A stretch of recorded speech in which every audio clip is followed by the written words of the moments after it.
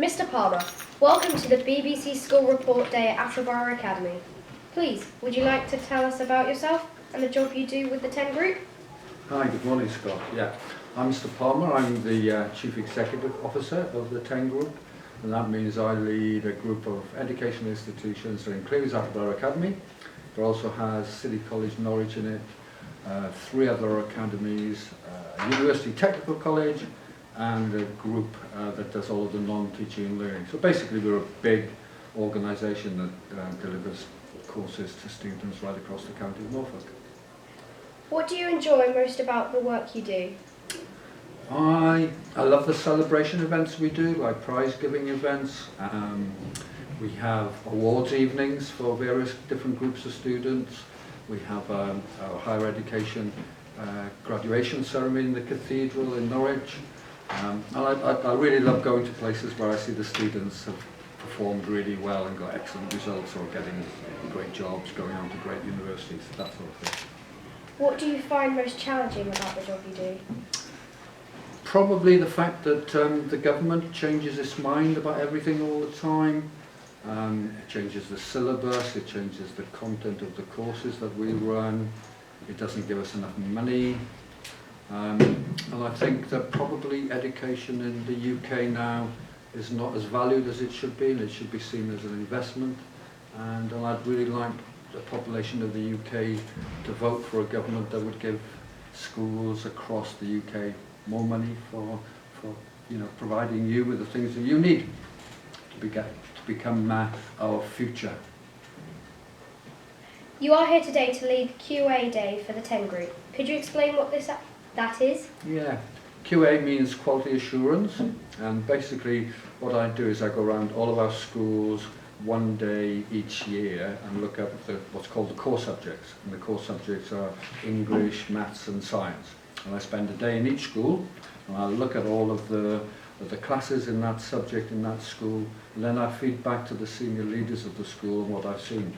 I talk to students, ask them what do they think, and just generally give a bit of feedback. And it's to make that department, the English or the maths or the science department, is to try and help it to get better. How do you think education has changed since you were at school? That's a really good question, Scott. In some ways it's changed really hugely. I think there's much more emphasis on what students think now.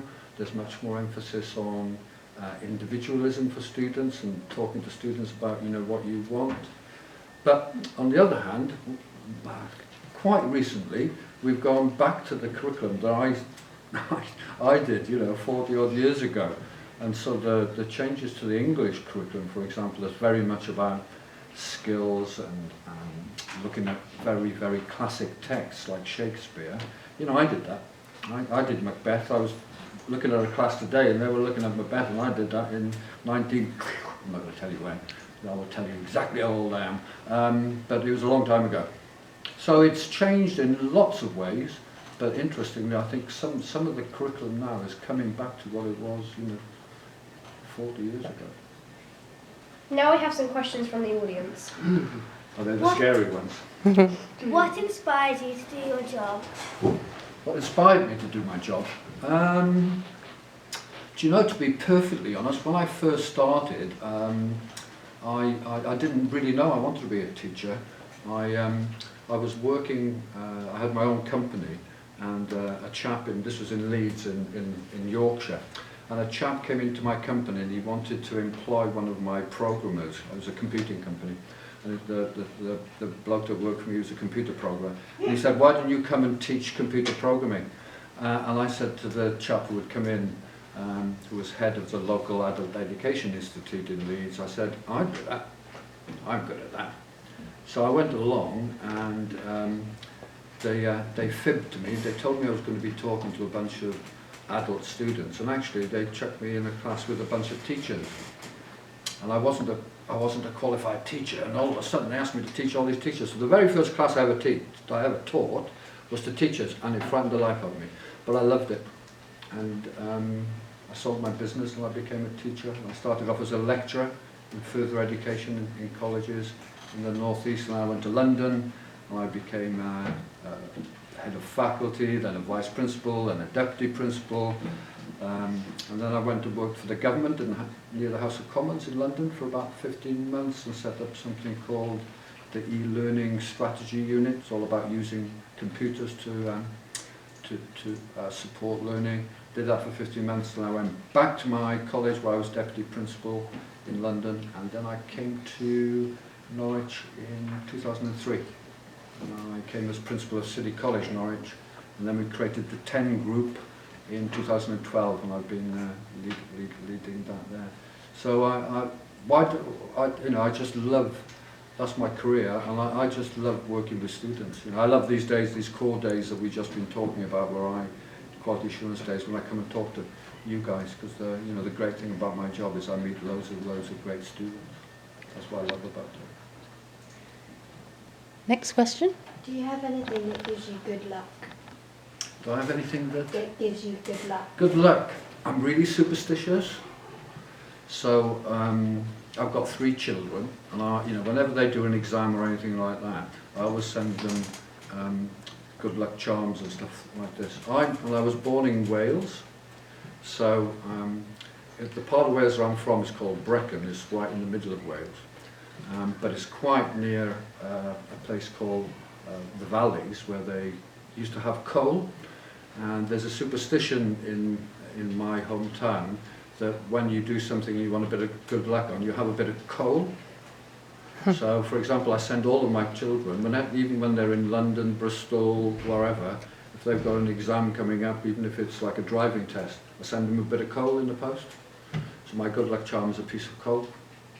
Now I've got it as a JPG on my phone as well, so if they've got a test coming up, I send them the picture of a bit of coal to a messenger. What advice would you give to people who want your job or a job like yours? Want my job? You have to be willing to work quite hard. You can forget about seeing your family. But I think, the advice of people who want my job would be, you have to be passionate about education. You really have to care about the future, about young people. You need to want to support them and celebrate what they do. I think you have to be willing to take some of the hard knocks that the government sends out, because as I said earlier, I just don't think education gets enough support from the national people. If you're able to take on another job, what one would you like to do? Now then, I'd love to be the team manager of Liverpool Football Club, because they've been my football team for about 50 years, 40 years. I'd love to do that, and I'd probably like to be the manager of the Welsh Rugby Club, as well, rugby team. But I love my job, and since I came into teaching, and I explained to you how I fell into teaching, it wasn't really, it wasn't something I really decided as a career. I just tried it out, and then I loved it. I wouldn't do anything else now, really. I love teaching. When you were younger, what did you want to be? I wanted to be a footballer when I was really young, and I played for my country. I played for Wales, and I had trials for professional football clubs, and my dad didn't want me to do it, and I fell out with my dad really badly about it. But he was right, because as I got older, I didn't get any better, and all the other people got better and better and better. When I was about 13, 14, I was quite good, but by the time I was 16, 17, I wasn't so good. And there were lots of people who were much better than me. So he was right, I was wrong. But apart from that, I really didn't know what I wanted to do, to be honest. So I travelled abroad for about 6 years. I lived in Greece, and I lived in Holland, and I travelled all around Indonesia and the sort of Far East. And then I came back and I set up my own business, as I mentioned earlier, and then found teaching. So to be really frank, I didn't have apart from football when I was really young, 13, 14, 15, I really wanted to be a footballer. After that, I really didn't know till I was about 30, really, because I didn't start teaching until I was 28, 29. But as soon as I did, I knew that was what I really wanted to do. Do you have anything else you want to tell us about you? Your background, your job? Not really. I do want to give you a message though, if that's all right. Not so much about me, but it's about you. You're all coming to a really great school. You know, Attleborough Academy is a fantastic school, and you're lucky you're coming here because you've got fantastic teachers. And use it, guys. You know, I'll be absolutely frank with you. If I hadn't got they were O levels then, not GCSEs. But there were O levels and A levels. If I hadn't got my O levels and A levels, there's no way I'd be doing what I'm doing now. And I love my job, and I love what I'm doing. And if you want to love your jobs and love what you're doing, you've got to work hard. And you've got great teachers here. You've got a great school. Don't miss the opportunity. Work hard. Play hard too. You know, have fun. It's not all about work, but you need to work hard and use the opportunities here because you've got great teachers. So use and listen to what they say, because they'll help you get where you need to go. Thank you so much. And so Year 7, I think you want to show your appreciation.